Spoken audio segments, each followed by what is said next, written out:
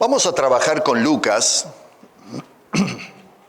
capítulo 1, siendo que hoy estamos recordando, bien digo, el nacimiento del Señor Jesucristo. Voy a ser un poquito temático. Quiero que presten atención, porque quiero que el título, pienso que es citadino, ¿no? Dice allí, ¿qué diría María? ¿Se ha puesto a pensar si María, la madre de Jesús, estuviese viva hoy, si de alguna manera los tiempos hubiesen sido ahora, y tuviésemos la oportunidad de conversar con María y preguntarle, María, ¿cuál es el propósito de la Navidad? ¿Cuál es el centro de la Navidad? ¿Qué creen ustedes que nos diría María, la madre de Jesús?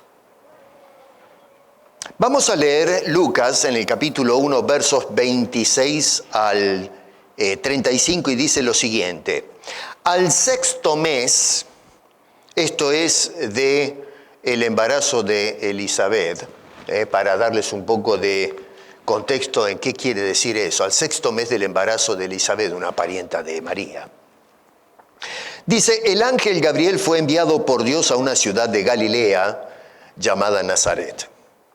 A una virgen, tome nota eso porque es importante, a una virgen desposada con un varón que se llamaba José, de la casa de David, y el nombre de la virgen era María. Y entrando el ángel en donde ella estaba, dijo, salve, muy favorecida, el Señor es contigo. Bendita tú entre las mujeres. Mas ella cuando le vio se turbó por sus palabras y pensaba qué salutación sería esta. Entonces el ángel le dijo, María, no temas, porque has hallado gracia delante de Dios. Y ahora concebirás en tu vientre y darás a luz un hijo, y llamarás su nombre Jesús. Este será grande y será llamado Hijo del Altísimo. Y el Señor Dios le dará el trono de David, su padre. Y reinará sobre la casa de Jacob para siempre, y su reino no tendrá fin. Entonces María dijo al ángel, ¿y cómo será esto? Pues no conozco varón. Respondiendo el ángel dijo, el Espíritu Santo vendrá sobre ti, y el poder del Altísimo te cubrirá con su sombra. Por lo cual también el santo ser que nacerá será llamado Hijo de Dios. Señor, gracias por tu palabra. Y una vez más recordamos este relato hermoso y además poderoso. Y te rogamos que nos ayudes a poder sacar provecho de este relato que tenemos delante nuestro. Te lo pedimos en el nombre de Jesús. Amén. Miren, ¿saben una cosa? Mucho se ha hablado y sigo leyendo acerca del debate de María y su condición de madre de Jesús. Esto ha generado una gran polémica teológica e histórica a través de muchos siglos ya. Pero, como dije al principio, ¿qué aporte daría esta mujer si estuviese viva hoy a ese debate? ¿Qué diría María cuando escucha a los teólogos o los que forman parte del magisterio, debatiendo acerca de su condición y posición? ¿Qué diría, qué aporte haría María a esa discusión? ¿Estaríamos dispuestos a decir, bueno, a ver María, vamos a cerrar nosotros la boca y dejemos que hable esta mujer? O tal vez los fanatismos se caerían y lo que harían es no sé, a ver, vamos a usar esta palabra actual, con una actitud machista de decir, María, usted es mujer, no tiene derecho a hablar. Lo cual sería una contradicción considerando la veneración que se tiene histórica y teológicamente hablando de esta mujer. Así que, insisto, ¿qué diría María? ¿Qué aporte haría esta mujer al debate?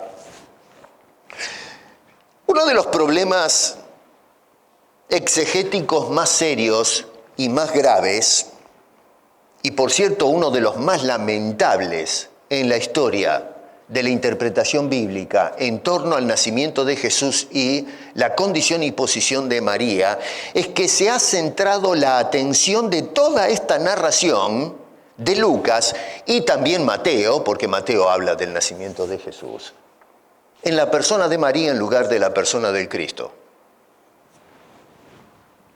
Es algo que lo deja asombrado a uno. Se ha construido todo un edificio teológico en torno a la persona de María, basado supuestamente en las Escrituras. Pero leí este pasaje, esta narración, precisamente para que vean hacia dónde apunta el escritor. Y ustedes observan que bajo ningún punto de vista, si somos honestos con la narración, que Lucas, que fue movido por el Espíritu de Dios a relatarnos esto, cuando miramos sin ningún tipo de prejuicios religiosos, que este hombre no tenía la intención de poner todo nuestro enfoque en la persona de María. Al contrario, más bien se está moviendo en una forma incidental hacia deliberadamente la persona de Jesucristo, no de esta mujer. Cuando nosotros leemos a Lucas sin ningún tipo de, predisposición hacia alguna tendencia religiosa, vamos a llamarle, que está preconcebida, es decir, le asumimos esa creencia de antemano, nos damos cuenta entonces que Lucas no estaba interesado bajo ningún punto de vista en hablarnos acerca de María. Toda su intención era deliberada para hablarnos de la persona de Jesús. Insisto y subrayo esto, Lucas no tuvo ninguna intención en hablarnos de la señora María, sino hablarnos de la persona de Jesús. ¿Cómo nos damos cuenta de eso? Porque uno podría decir, bueno, pero esa es su opinión. Entonces vamos a observar con el texto en mano de qué manera arribamos a esa única conclusión. No hay otra conclusión. No se puede interpretar de otra manera distinta el relato, la narración de Lucas. Hacerlo es violentar la exégesis o la extracción de la idea del texto. Estamos trayendo ideas al texto. Pero eso no es lo que debemos hacer cuando abrimos las Escrituras y tratamos de preguntar, bueno, ¿qué tiene Dios que decirnos a través de este relato inspirado? La primera cosa que notamos como evidencia de que hemos encarado mal el debate es en el verso 27, Lucas, el relator, y tomen nota que Lucas está escribiendo movido por el Espíritu de Dios a registrar esto. Podría haberlo relatado de otra manera, pero quienes sostenemos la inspiración de las Escrituras creemos que estos hombres, aunque Dios usó la personalidad de cada autor, en este caso la de Lucas, sin embargo no escribió lo que se le dio en gana, sino que fue lo que Dios le movió a escribir. Por eso, insisto, podría haber relatado la historia de otra manera distinta, pero esta es la que el Espíritu dirigió que se escriba. Y lo primero que notamos es que Lucas la presenta, y en última instancia la inspiración, como una virgen. Y no mire la palabra virgen. Quiero que tome nota del pronombre, mejor dicho, ese artículo indefinido. Dice una virgen, no la virgen. Repito, la tendencia, uno mira y movidos por nuestra precondición tal vez social, cultural, religiosa, vamos y miramos a la Virgen y le ponemos el nombre María, que está bien, se llama María, pero veamos lo que está tratando de decir Lucas, no lo que nos dice la creencia religiosa. Y este hombre lo que hace es decirnos una virgen, una entre, podrían haber sido otras vírgenes, pero dices una virgen más de las tantas que había en aquel entonces. ¿Se dio cuenta que no introduce en esa primera frase el nombre propio? Alguno me diría, bueno, pero ¿y qué del final del versículo? No, pero leamos el verso completo y en el orden en que fue inspirado. Dice, una virgen, sin el nombre propio. O sea que no hay un énfasis en el nombre. Lo que hace es más bien enfatizar el nombre del hombre, del que va a ser el desposo de María. Noten bien cómo lo dice, una virgen desposada con un varón que se llamaba José. Llama la atención que este señor escogió primero poner el nombre de José que el de María. O sea que ya vamos observando cómo deliberadamente, no voy a decir que preveía Lucas de que iba a haber un debate acerca del tema de la teología de María, pero observamos cómo la inspiración va moviendo las cosas en una perspectiva distinta a la que arribamos nosotros, y lo que hace es poner el énfasis por ahora en el relato en José.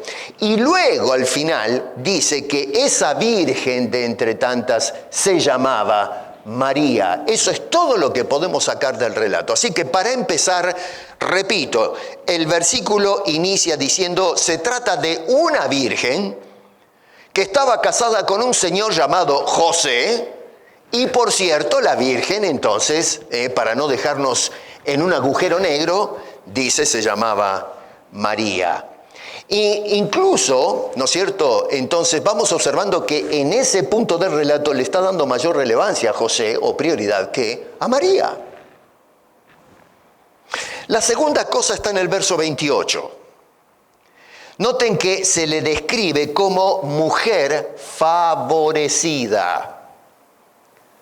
Esta virgen, llamada María, es una mujer favorecida. No dice Lucas que ella es la favorecedora, como se ha sostenido en el credo global. María no nos favoreció a nosotros con el nacimiento de Jesús que portaba en su vientre, sino que es Dios el que nos favoreció a todos, incluyendo a María, con la entrega a este mundo, que realmente es algo sorprendente, del Hijo de Dios para la predicación del Evangelio y dar su vida por nuestros pecados.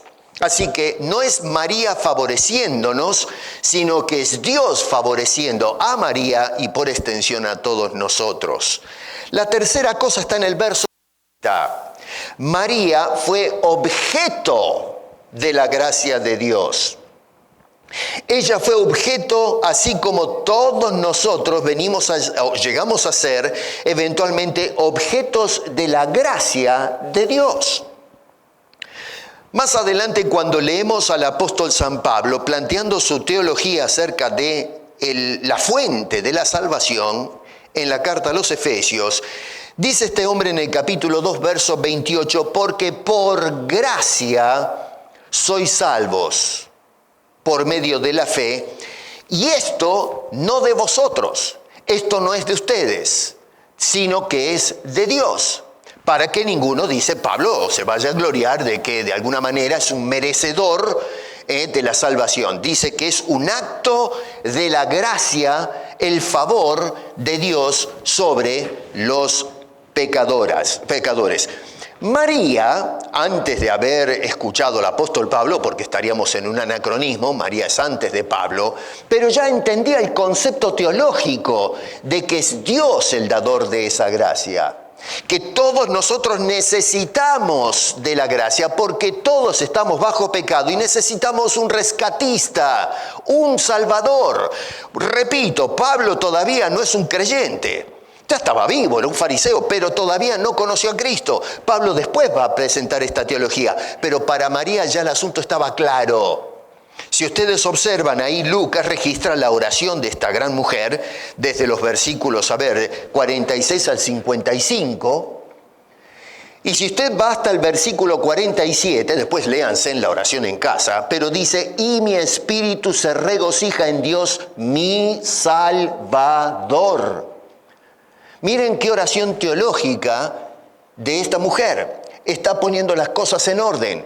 Ella no se considera una favorecedora, sino una receptora del favor de Dios. Dios es mi Salvador. Esta mujer entendió, no había necesidad de explicarle la teología paulina. Ya entendía que ella necesita, igual que todos los demás, de un Salvador. Hubiese sido totalmente falso si María no hubiese necesitado, a diferencia del resto de los hombres, de un Salvador. Y decir semejante cosa en la oración sería falso, teológicamente incorrecto. Pero esta señora reconoce que ese Dios es su Salvador, lo mismo que el resto de los hombres. Esto es algo muy revelador que francamente no consideramos cuando hacemos la exégesis de todo el texto. Se dio cuenta que no es ella entonces la que se clasifica a sí misma como la salvadora, sino la receptora de la salvación. Ella no es tampoco la dadora de la gracia, sino que es receptora de la gracia de Dios. La palabra gracia en el idioma en que se inspira el Nuevo Testamento es charis. La palabra charis, más o menos la idea detrás de la palabra en nuestra idiosincrasia, en nuestro idioma, es la recepción de un favor que no merecemos. Don, el don de Dios. Esta mujer es la receptora de ese favor, de ese don de Dios. El don de tener el Salvador y de recibir, ser receptora de ese favor que no es merecido. Si el favor es merecido, deja de ser gracia. Es un hecho que recibimos porque hemos hecho algo que amerita que se nos recompense con un hecho. Pero en este caso, María no reconoce mérito alguno de su parte, sino que recibe el favor de Dios por la pura gracia. Repito, Dios es mi Salvador, lo mismo que para todos los demás.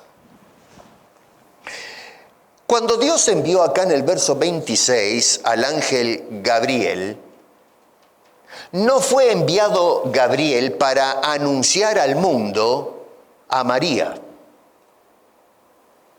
El ángel vino a María para anunciar al mundo la venida del Hijo de Dios. No logro entender cómo es que llegamos a la conclusión, mirando el texto, deshonestamente, y que nosotros se envió el ángel Gabriel para presentar a María al mundo, la que está llena de gracia. Cuando este hombre jamás de lo jamás tuvo la idea de relatar eso. Es más, el mismo Gabriel, cuando vino, no nos dirige la atención a María. Y por cierto, a veces nos concentramos, otro problema exegético que he visto incluso en comentaristas, que se gasta mucho tiempo hablando de Gabriel cuando ni siquiera Lucas tuvo interés en hablarnos del ángel Gabriel, que por cierto lo llama por nombre. Pero la intención no es Gabriel, sino a quien envía a Gabriel. Ese es el enfoque. Es Dios el que le dice a un mensajero llamado Gabriel, ve y anuncia a una virgen escogida por Dios, que se llamaba María, que voy a enviar a mi hijo, que es el Salvador del mundo. A eso apunta toda la narración. Nosotros nos quedamos a mitad de camino. Perdemos de vista a Dios, que es la fuente de la información. Perdemos de vista y nos concentramos en Gabriel, que a fin de cabo es circunstancial. Nos perdemos en María, que también es circunstancial. A José lo pasamos de largo, no nos interesa. Y entonces a Jesús, bueno, lo guardamos en la carpeta. Y terminamos creyendo cualquier cosa. Bueno, tomemos nota cómo Lucas va desarrollando la narración. Cuando Lucas decidió escribir el Evangelio, acuérdense que allá en el capítulo 1, en los primeros versos, dice que juntó toda la información para darle detalles a un tal Teófilo acerca de las cosas que se había predicado y anunciado y que conozca bien la verdad. Teófilo por ahí era un funcionario público, en fin, pero el Evangelio y el libro de los Hechos es escrito específicamente a este hombre y por extensión nos llega a todos nosotros. Cuando Lucas decidió escribir el Evangelio no fue para llevarnos a los pies de María. Es para llevarnos a los pies de Jesús. Nosotros hoy caímos rendidos a los pies de María para venerarla. Y no nos damos cuenta que el que tiene que ser venerado es el Hijo que vino en los vientres de esta mujer. Nosotros observamos hoy en las iconografías religiosas cómo descolla la imagen de María.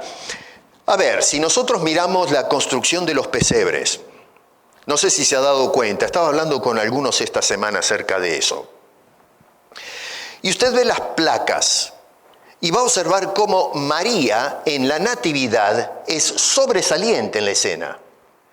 Jesús es representado como un niño. Hoy vi una imagen de el sumo pontífice de Roma dándole un beso a una estatua del niño Jesús. La sacó, no sé si lo vieron eso, sacó a un bebito de madera, de un pesebre, y entonces le dio un beso en la cabeza, como hicimos con esta criatura, y la volvió a poner en el pesebre. Un pedazo de madera, tallado.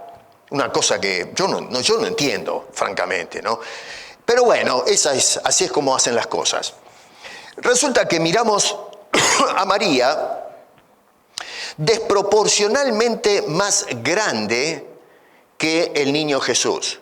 Haga la prueba y observe, entre al internet y observe cómo va a ver que el niño Jesús es mucho más pequeño que la dimensión física de María. Es un nene anormal físicamente hablando. Podríamos decir un nene prematuro. No es el tamaño, la proporción no es la más adecuada. Eso no es un accidente. Un accidente es cuando una sola imagen aparece así, pero cuando usted ve que toda la iconografía está hecha en esos términos es porque hay un movimiento deliberado.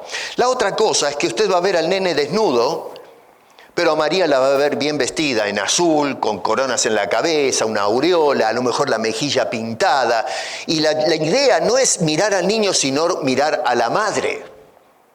Cuando observamos otras imágenes interesantes de María con el niño en brazos, la ve como la reina del cielo con estrellas y, en fin, una cantidad de cosas que parten de la parte posterior de ella. Y la idea, la imagen es centrada hacia la persona de María. El niño es un plano secundario, es algo circunstancial. Cuando vemos la imagen del pesebre, encontramos a los animales por ahí alrededor. Usted va a ver siempre a José a un costado con un bastón, medio agachado, pero María está sobre el niño o parada, lo que sea, pero descolla, se lleva la atención a María, no a Jesús, mucho menos a José.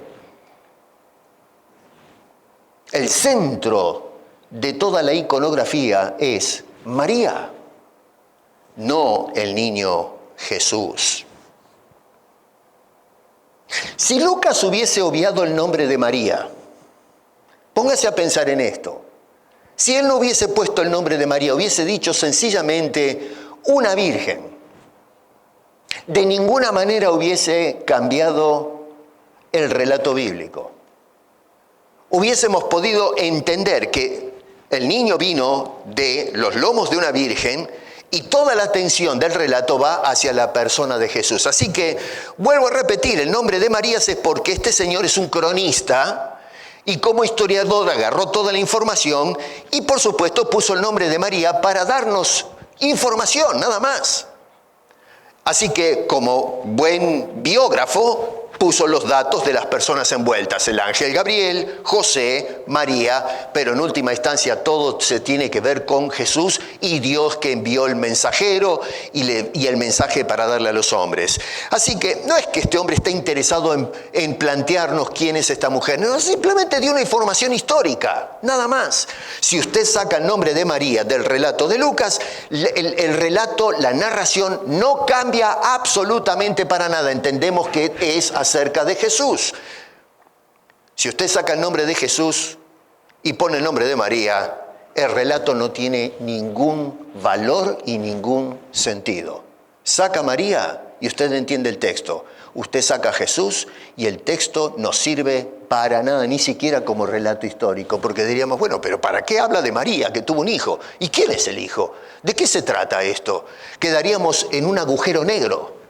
Usted saca a María de la escena y pone una virgen y el texto hace perfecto sentido, porque eso es a donde apunta Lucas cuando fue movido por Dios para relatar este incidente. ¿Qué hicimos nosotros? Bueno, lo que hicimos es poner toda nuestra atención en María, en lugar de poner la atención en el Jesús que vino a este mundo.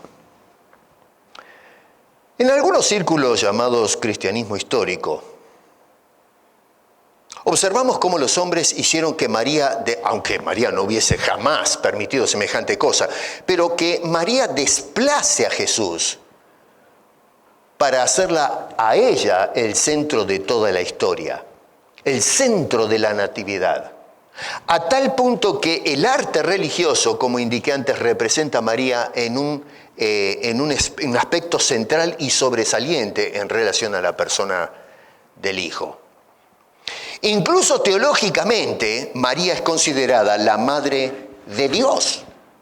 Y eso es algo que para mí es un sofisma, un sinsentido, que realmente no se está pensando lo que se está diciendo cuando se alega que María es la madre de Dios. Una cosa es decir la madre de Jesús, otra cosa muy diferente es, teológicamente hablando, decir que es la madre de Dios. Y aún elevada al grado de co-regente, co-redentora y mediadora, reina de toda la creación y del cielo, la madre de la iglesia, intercesora de majestad divina. Todas estas declaraciones yo no me las estoy inventando, están dando vuelta.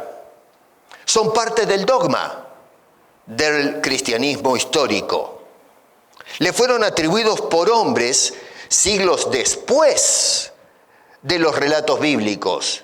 Y hombres que lo que hicieron es violentar la exégesis bíblica y que trajeron dogmas, creencias a las Escrituras y las manipularon de tal manera que podamos entonces establecer un credo totalmente falso y antibíblico. Personas que no van a encontrar un solo versículo bíblico que respalde el reclamo que se hace en torno a esta persona. De los títulos adjudicados a María por la institución religiosa, se dice: lo más excelso que una criatura puede merecer, y a mí me llama esta palabra, me llama la atención, que puede merecer delante de Dios es el de Madre de Dios. Por lo pronto la palabra merecer debería captarnos la atención. ¿Merecía María ser llamada Madre de Dios? Dios le adjudicó, teológica y bíblicamente hablando, le adjudicó como mérito a María que se le llame o hacerla Madre de Dios. Lo notable, lo sorprendente es que el mismo texto, en el verso 30, nos dice que, otra vez, no dice el ángel, has merecido, sino que dice, has hallado gracia.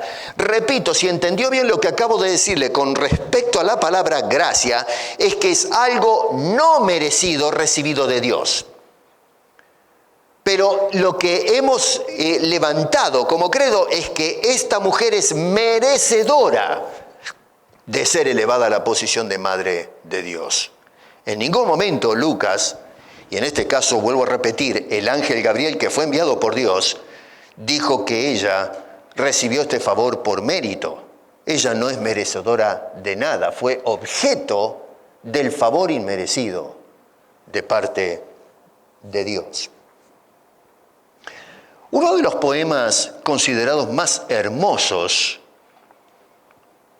acerca de María lo escribió un tal Sanefrén en el año 333 de la era cristiana. Se los voy a leer textualmente para que presten atención. Dice: Señora nuestra Santísima, Madre de Dios, llena de gracia, tú eres la gloria de nuestra naturaleza humana. No es Cristo, por donde nos llegan los regalos de Dios. No vienen de Dios, vienen a través del Papá Noel llamado María. Eres el ser más poderoso que existe después de la Santísima Trinidad. La mediadora de todos nosotros ante el mediador que es Cristo. La Escritura jamás dice que ella es mediadora, o fue o será. Tú eres el puente misterioso que une la tierra con el cielo. Eres la llave que nos abre las puertas del paraíso. Dijo Jesús, yo soy el camino. Nadie viene al Padre si no es por mí. Yo soy la puerta. El que por mí entrare será salvo. Dice, eres la llave que nos abre las puertas del paraíso, nuestra abogada, nuestra intercesora. Tú eres la madre de aquel que es el ser más misericordioso y más bueno. Haz que nuestra, y esta es la petición que hace este poeta, haz que nuestra alma llegue a ser digna de estar un día a la derecha de tu Hijo único, Jesucristo. Y cierra con un amén. Déjeme decir una cosa, hermanos y amigos, estas declaraciones, estas afirmaciones que se hicieron en el siglo IV, 333 de nuestra era, no solamente son heréticas de punta a punta, y lo digo con toda autoridad bíblica y teológica, son heréticas porque dicen una falsedad teológica, heréticas y por ende, ojo, sin ningún tipo de respaldo bíblico, sino que lo que es peor todavía es que son blasfemas.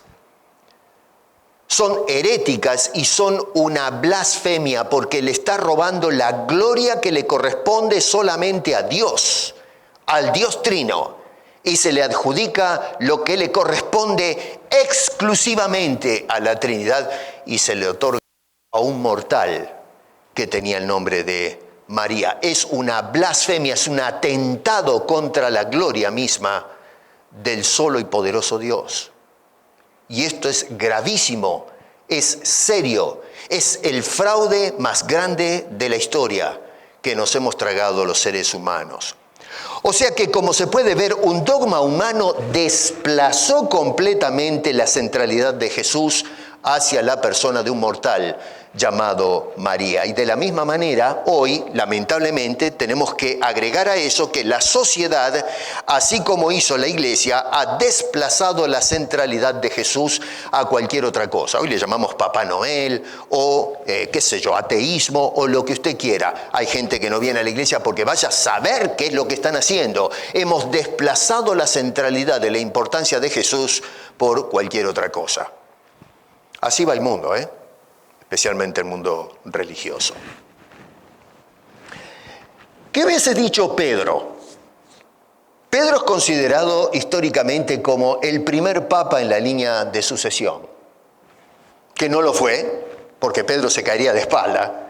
Si lo escuchamos, mira, ¿sabes qué? La gente dice que tú eres el primer papa. Nos hubiese sacado, pero a las patadas este señor. Pedro era bravo, tenía un carácter bastante bravo el señor. Pedro nos va a dar el segundo sermón que fue un espectáculo. Hubiese sido lindo estar allí en la presencia de aquella gente que escuchaba los sermones. Hubo 4 sermones impresionantes que hizo Pedro en los comienzos de la iglesia y logró un impacto tremendo en la sociedad. El segundo sermón. Y me llama la atención porque el que captó las palabras de Pedro fue el mismo Lucas en el libro de Hechos, en el capítulo 4. Y ojo, hermenéuticamente hablando, lo que tiene que ver con la interpretación, reconozco sí que Lucas está simplemente dando una narración de cómo se dieron los hechos. Pero sin embargo, no lo que dice Lucas como narración en el libro de Hechos, sino lo que dice Pedro, sí es teológico. Repito, si bien es cierto que el libro de Hechos es más histórico, no teológico, sin embargo, dentro de ese relato histórico, lo que va a decir Pedro, que registró Lucas, sí es teológico. No es mera narración. O sea que leemos a Lucas como narración histórica o biográfica, pero cuando vamos al sermón de Pedro no lo podemos tratar de la misma manera. En ese caso tenemos que prestar atención al contenido teológico de lo que dijo Pedro, que fue registrado por Lucas. Y Pedro en el sermón dice estas palabras. Escuche bien, capítulo 4, verso 12. Dice, y en ningún otro hay salvación. O Pedro mintió, o dijo la verdad, no hay otra opción.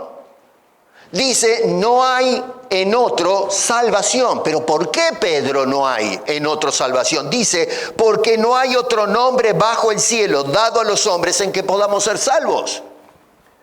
Si usted prestó atención cómo plantea San Efrén, la teología, que ha sido, por cierto, ha sido confirmada o revalidada por Vaticano II. O sea que lo que escribió en el siglo IV San Efrén fue confirmado por Vaticano II.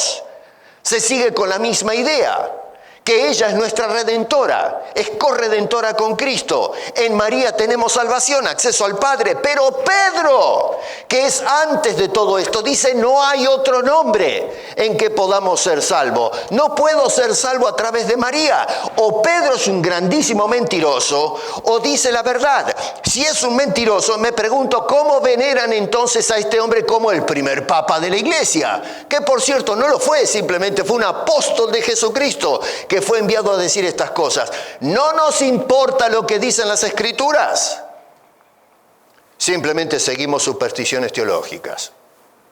No hay salvación en ningún nombre aparte del nombre de Jesucristo. O lo creemos o lo rechazamos. Pero ahí está en juego el destino eterno de las personas. El apóstol Pablo, considerado el gran teólogo de las primeras décadas del cristianismo. Tenemos a San Agustín en el siglo V, que es considerado después de Pablo el gran teólogo, pero antes de San Agustín el teólogo de la iglesia es el apóstol San Pablo, no Pedro, Pablo, considerado en lo que es el magisterio de la iglesia. Y el apóstol Pablo le dijo a Timoteo, escribiendo para darle orientación teológica, le dijo, porque no hay un solo Dios. Y escuche bien cómo describe el apóstol Pablo esto.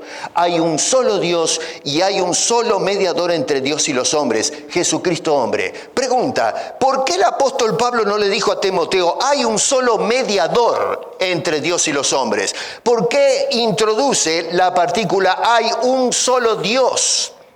Y la razón es para que no haya lugar de encajar allí adentro, de entender correctamente el concepto de uno solo.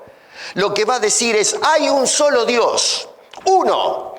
Y de la misma manera que hay un solo Dios, hay un solo mediador. No podemos decir, bueno, hay un solo mediador, pero a su vez hay otro mediador que nos media entre nosotros y el mediador. Y luego ese mediador nos lleva al Padre. No, porque entonces estamos violentando la idea de la primera frase. Hay un solo Dios que es indivisible. Por lo tanto, si hay un solo Dios indivisible, es indivisible el carácter del mediador. Hay un solo Dios y de la misma manera que no se puede dividir o compartir esa mediación, hay un solo mediador y es Jesucristo. El credo dice que ella es mediadora de infinita gracia. O Pablo es un grandísimo mentiroso o dice la verdad. Si estos hombres mintieron, hágame el favor y queme la Biblia y dedíquese a otra cosa. Pero si dijeron la verdad, tenemos que quemar el dogma, porque está completamente equivocado. Hebreos capítulo 1, verso 3.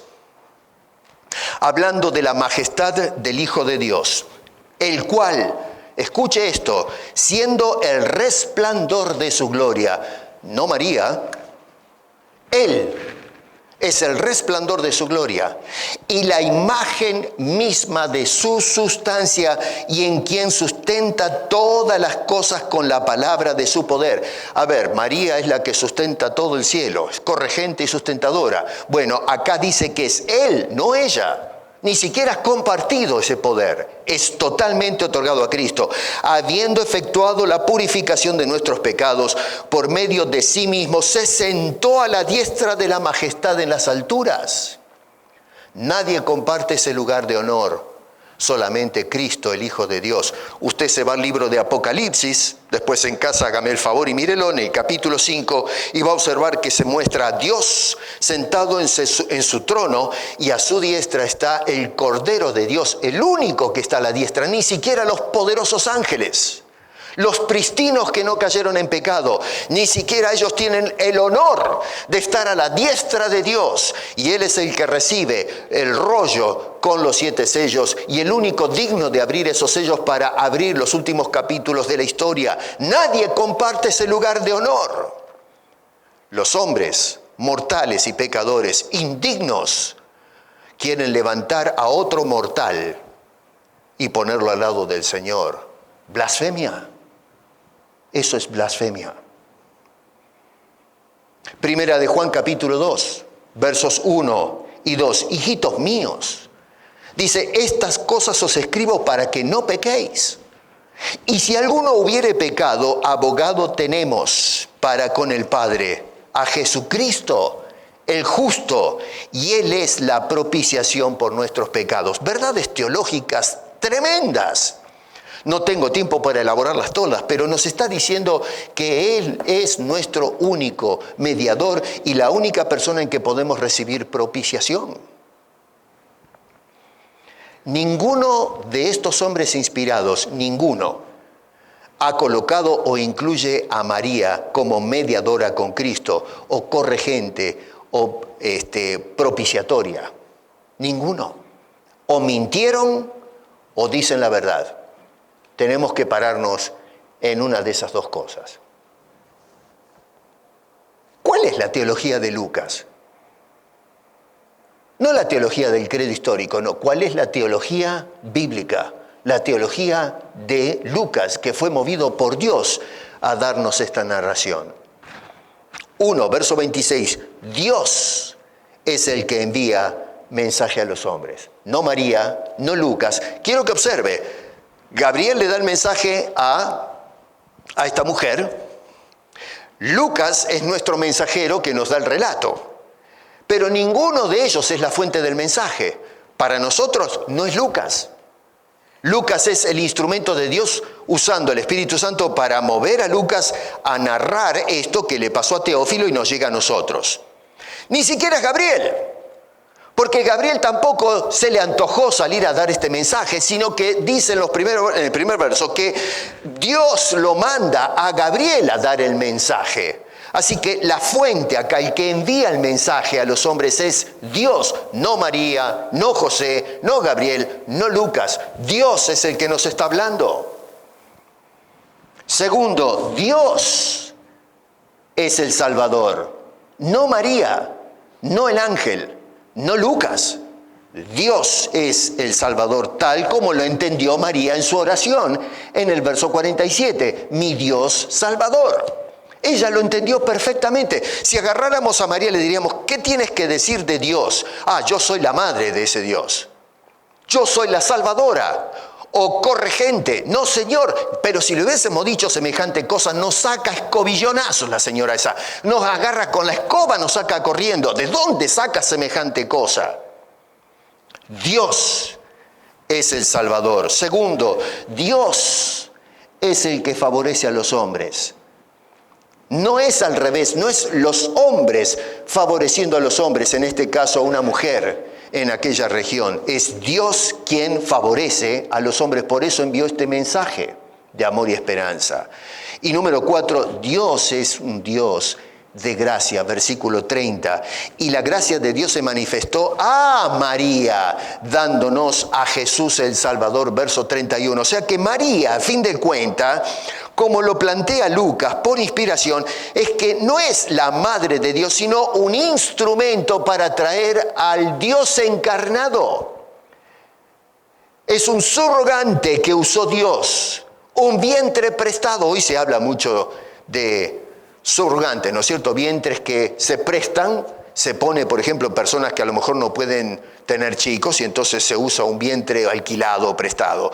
Y entonces ponemos la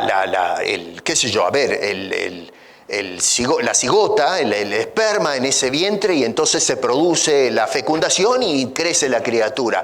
Dios está usando este vehículo humano para traer a ese Hijo de Dios a este mundo. No es la madre de Dios, es simplemente el vehículo, el vientre prestado, tomado por la gracia de Dios para traer a Jesús, el Salvador. El nombre de Jesús, noten que es el centro de toda la escena. Jesucristo, el Señor. El nombre de Jesús, por cierto, es muy interesante porque la palabra Jesús es en griego, pero en hebreo la palabra es Yeshua.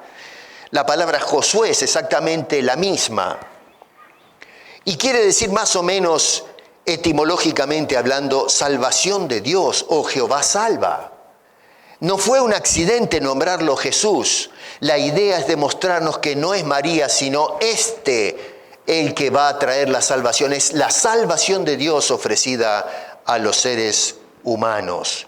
Si María fuese preguntada, ¿qué tiene que decir usted en torno al debate entre María, la supremacía de María, y la de Jesús? ¿Qué nos respondería esta mujer? La respuesta de esta señora sería exactamente la misma que la que nos relata Lucas en este pasaje bíblico.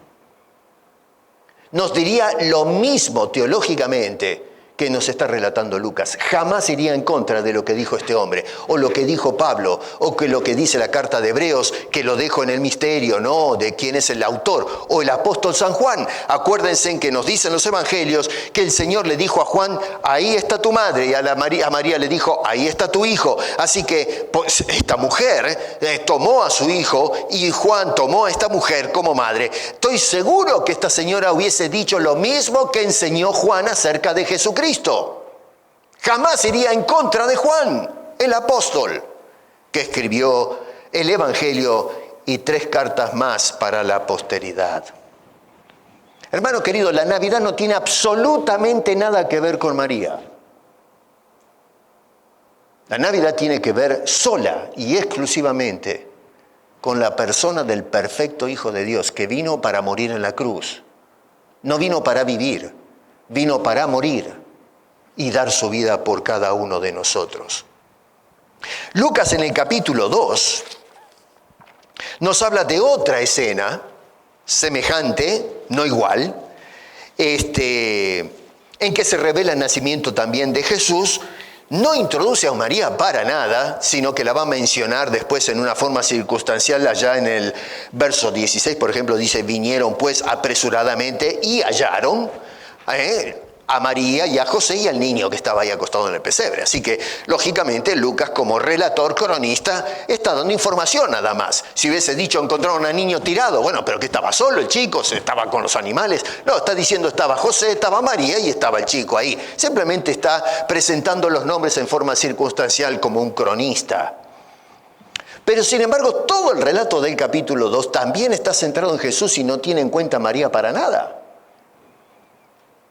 Verso 9 dice, y he aquí se les presentó a unos pastores un ángel del Señor, y la gloria del Señor los rodeó de resplandor y tuvieron gran temor. Lo mismo que pasó con María, que tuvo temor. Pero el ángel les dijo, no temáis. Lo mismo que le dijo a María, no temáis.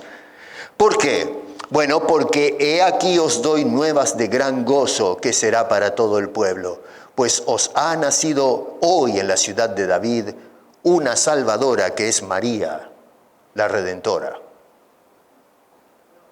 ¿Right? Dice el texto, no lo que nos meten en la cabeza en el credo, os ha nacido un Salvador. Y ese Salvador es Cristo el Señor. Cristo el Señor, no María. ¿De dónde sacamos semejante cosa en las Escrituras? Dice que os ha nacido hoy un Salvador, y esto servirá de señal, etcétera. Hallaréis al niño, no a María, sino al niño envuelto en pañales. Y toda la atención, como usted puede ver, si somos honestos con las Escrituras, está centrada en la persona de ese Salvador, no el vehículo que usó Dios para traerlo a este mundo, que fue una virgen llamada María. Ese anuncio que dieron los ángeles se siguió predicando por 2000 años de historia sin parar, fielmente. El mensaje de Lucas hace eco de lo que anunciaron los mensajeros celestiales, y estos a su vez hicieron eco del mensaje de Dios enviado a todos los hombres, y no incluye a María sino que está centrado totalmente en Jesús, el Hijo de Dios. La exégesis hecha con honestidad y sin fanatismos heréticos y religiosos nos llevan la atención directamente a la persona de Jesús, no de María. En Lucas capítulo 1, y ya voy a ir cerrando, así van a descansar, versos 31 al 33, nos da los siguientes detalles que no son bajo ningún punto de vista compartidos por María, ni ningún ser celestial, por cierto, porque podríamos elevarnos a algún tipo de ángel poderoso como en el caso de Gabriel. Verso 31, Jesús es la salvación de Dios, no María. Exclusivamente Jesús, eso es lo que dice el texto. Verso 32, Él será grande y será llamado Hijo del Altísimo. En ningún momento se habla de un corregente que va a estar al lado de Él. Él es superior. Verso 32 en la segunda parte, Él es regente absoluto, no comparte regencia con ninguna criatura, y mucho menos con María. Y verso 33, Él será un regente eterno, es decir, para siempre. Siempre lo fue y siempre lo será. Noten ustedes cómo el texto pone el énfasis que Cristo es el Hijo de Dios. En el verso 32 se le dice Hijo del Altísimo y verso 32, Hijo de Dios, no Hijo de María. El énfasis es que es Hijo de Dios. Ella será reconocida como la madre de Jesús, no de Dios, sino de Jesús, es decir, la parte humana de la divinidad, el Dios que se encarnó. Pero repito, utilizando a esta mujer como un surrogante, un vientre que se toma por el momento para que justamente Dios asuma forma humana. Tiene que venir como humano, tiene que estar en un vientre, crecer, nacer como ser humano. Es la única manera de identificarse con el hombre. De lo contrario, no hubiese sido el Dios hombre, hubiese sido el Dios Dios. Esencialmente hubiese sido Dios. Es cuando asume la forma humana que hablamos de encarnación. Dios identificándose con el hombre. Por eso necesitaba venir por el lado de un ser humano. Y utilizó a esta virgen, que se llamaba María. Se podría haber llamado Juana, Pepa, qué sé yo, o Morocha. Pero se llamaba María. Una virgen llamada María, a través de la cual Dios envió a su Hijo Jesucristo. Así que una exégesis apropiada nos lleva a la persona clave y central de toda la narración y toda la teología. Y esa persona es Jesucristo, el perfecto Hijo de Dios. La historia se ha empecinado, y todavía hoy sigue, desplazando en la natividad la persona de Jesús a un costado para centrarla en un mortal que se llama María. Se podría haber llamado de cualquier otra manera, podría haber sido una de las tantas vírgenes que había en la región en aquel entonces. Dios escogió a esta mujer, una buena chica. No vamos a sacarle el mérito, las Escrituras dicen que era una buena chica, decente, recta, amante del Señor, una sierva del Señor. Claro que sí, un ejemplo de chica, de virgen. Pero que la pongamos en la posición central con Cristo es una cosa no solamente herética, sino que es una blasfemia y debemos repudiar semejante cosa. Cristo nació el centro de la Navidad, no para que nos tomemos unos tragos y celebremos y comamos bien. Él vino a este mundo para ofrecernos la salvación, porque fuera de Cristo no hay otra alternativa. El apóstol Pedro tenía razón cuando dijo, no hay otro nombre dado a los hombres en que podamos ser salvos, y ese nombre es Jesucristo. Y eso es lo que recordamos en el día de hoy. El nacimiento de aquel que vino a este mundo para traerte a ti y a mí salvación. Y no vas a encontrar otro nombre dado a los hombres, a los mortales, en que vayas a encontrar la salvación, el perdón de los pecados y la promesa de la vida eterna. Hoy es el día en que recordamos y que o rechazamos o aceptamos lo que nos dijeron estos relatores inspirados por Dios, y no un grupo de individuos que se sentaron a construir un credo, un dogma que nada tiene que ver con las narraciones bíblicas, sino que son inventos y sofismas humanos que lo que nos llevan es a la perdición segura, porque no hay otro nombre en que podamos obtener la salvación.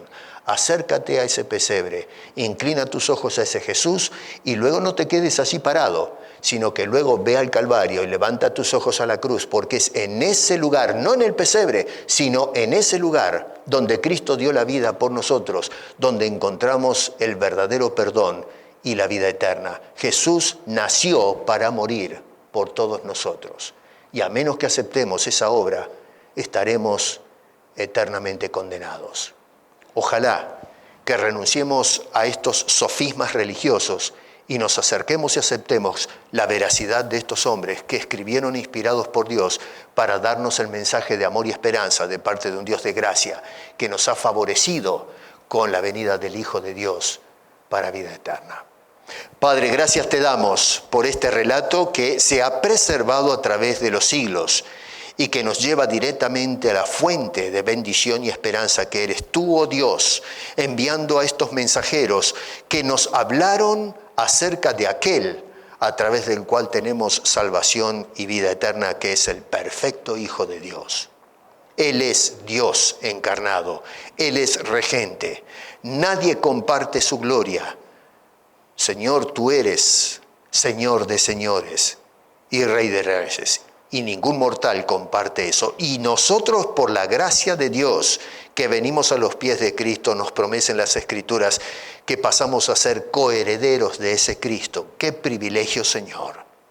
Que este día se centre en ti, Salvador nuestro, y no en un agente foráneo, que incluso María hubiese rechazado, para concentrarnos solamente y exclusivamente en la persona del perfecto Hijo de Dios, en cuyo nombre elevamos esta oración. Cristo Jesús. Amén.